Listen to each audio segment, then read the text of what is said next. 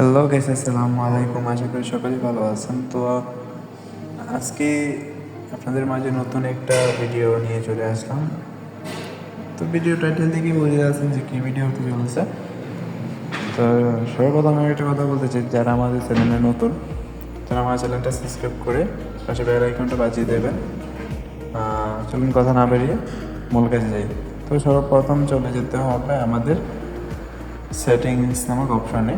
তো মোবাইলে সেটিংস সবাই থাকে, তো সেটিংসে চলে যেতে হবে। সেটিংসে যাওয়ার পর অ্যাবাউট ফোন খুঁজতে হবে। আমার ফোনে আছে যে অ্যাবাউট ফোন উপরে, তো অনেকেই আছে নিচে থাকে বা মাঝখানে থাকে।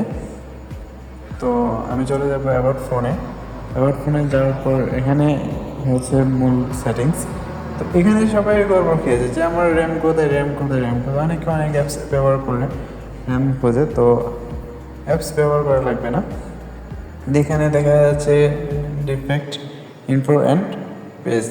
তো এটাতে ক্লিক করতে হবে। তো এখানেই হচ্ছে যে এখানে দেখা যাচ্ছে যে র্যাম, তো আমার এখানে আছে 8.0+4.0 এটাই হচ্ছে ফোনের র্যাম। তো সবাই ভালো থাকবেন, সুস্থ থাকবেন। এই ছিল আজকে সেটিংস। তো